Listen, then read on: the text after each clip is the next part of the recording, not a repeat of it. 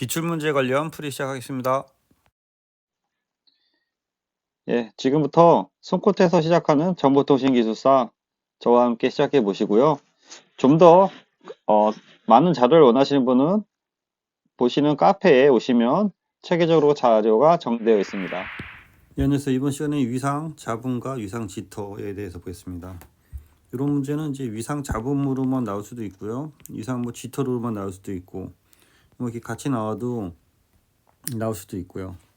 이게 위상 잡음, 영무를 하면 우리가 굳이 표현을 하자면 페이스 노이즈가 되는 거죠. 보겠습니다. 그래서 개요는 신호 송수신 시 주파수 영역과 시간 영역의 해석이 요구된다. 주파수 영역과 당연히죠. 시간 영역에 대해서 서로 이제 해석이 요구되는데 그거를 갖고 이제 표현을 하는 거죠. 그래서 이제 주파수나 시간에서 신호의 안정성을 확인하기 위한 지표가 필요하다. 이렇게 얘기해도 되고요. 표현을 달리하면 이제 PLL 얘기가 나오는 것도 괜찮은 거죠. PLL 등 PLL은 이상적인 정연파를 사용하죠. 정연파를 사는데 모든 그 발진원에 대한 그 출력 주파수에서 어떤 그 잡음이 발생될 수가 있다. 그래서 그 잡음에 대한 어떤 그 측정이 필요하다. 그런 쪽으로 해서 정리해도 될 것 같습니다. 그래서 위상 잡음과 이상 지터를 물었기 때문에 이거는 두 개에 대한 개념을 잡아줘야 되는 거고요. 그래서 위상 잡음은 주파수에서 떨어진 지점에 대한 어떤 신호의 전력, 위상 지터는 위상 잡음을 시간 영역에서 측정한 것이다. 그래서 또는 위상 지터는 위상 잡음, 위상 지터, 주파수에서 얼마만큼 이제 벌어져 있는지 그걸 측정하는 건데요.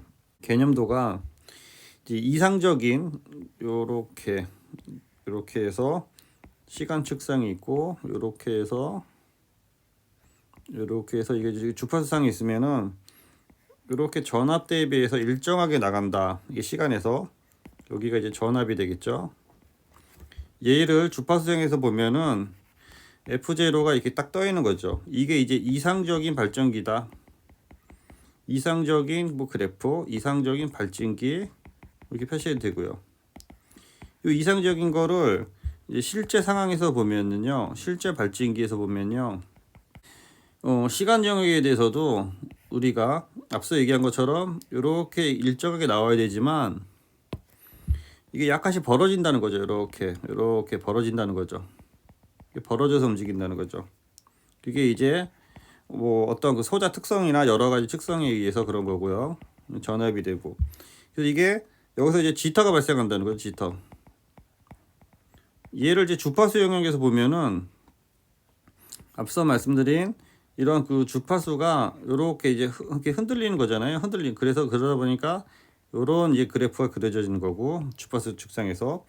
그래서 여기 중심 주파수가 있는 거고 중심 주파수에서 어떤 그 여기 벌어진 만큼의 주파수 차를 이제 옵셋 주파수라 하는데 옵셋 주파수와 에서 요 크기가 이제 위상 잡음이 된다. 그렇게 표시되는 거죠. 그래서 요 그림 하나 이렇게 왼쪽으로 따로 그려주고 이런 실제적인 그림 하나 따로 그려줘서 이렇게 표현할 수 있는 연습을 해 주셔야 될 것 같습니다. 그래서 이제 위상 잡음에 대한 특징을 보면 여기 위상 잡음과 위상 지터를 얘기했기 때문에 크게 이제 두 가지로 나눠서 이게 적은 거고요. 주로 이제 PLL 지표다. 일정 주파수를 잘 만드는지에 대한 기준이고 위상 잡음에 대한 측정은 측정에서 차이가 클수록 우수하다. 측정이 잘 되면 우수하다 그런 의미고요. 측정 시 단위는 헤르츠의 dB/C가 되는 거고 1Hz에 들어있는 dBC로 이렇게 표시됩니다. 위상 지터는 입력 신호의 어떤 트레이스 간의 그 시간 차이를 얘기하는 거고요.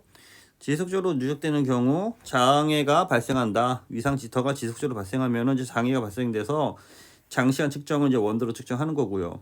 데이터 통신에서 패킷 송수신 시 시간에 대한 지연을 의미한다.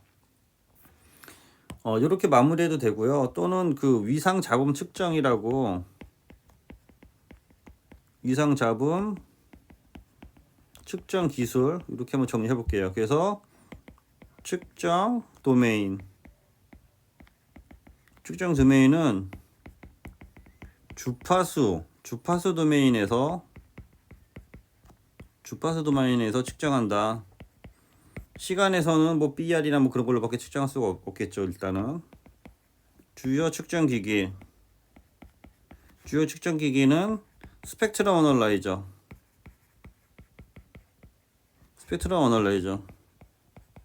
풀로 적어도 되고요. 이런 걸 활용해서 측정하고, 측정 공식. 측정 공식은 앞서 얘기한 것처럼 중심 주파수의 수신, 전력, 레벨에서 옵셋 주파수의 수신 전력, 레벨을 빼고 마이너스 16의 RBW 해준다. 이건 별도 찾아보시고요. 이렇게 해서 이제 박스 처리해서 한 3건 정도 잡아주는 것도 한 방법이고요.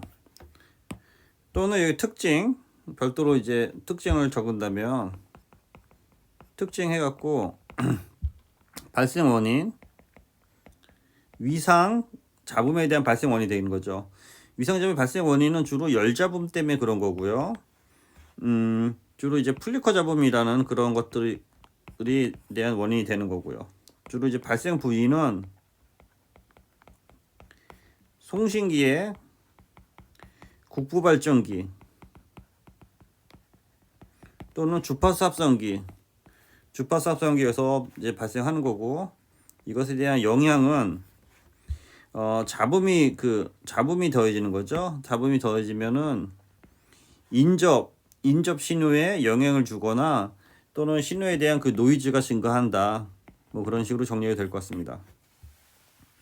그래서 위상 잡음과 위상 지터를 비교를 하면 개념은 위상 잡음은 발전기 성능을 나타내는 지표고, 위상 지터는 패킷들에 대한 어떤 시간차에 대한 거고, 그래서 얘를 주로 이제 주파수 영역, 시간 영역으로 보는 거고요. 또 판단은 중심 주파수에서 떨어진 정도, 위상 잡음, 위상 지터는 시간 축상에서 빠르거나 늦음에 대한 정도가 되는 거고요. 주요 영향은 위상 잡음은 어떻게 보면 클수록 우수하게 되는 거고, 위상 지터는 슬립이라든지 BR과 관련이 있고, 주요 원인은 발전기의 불안전성이라든지 노후화라든지 온도 변화가 되겠습니다.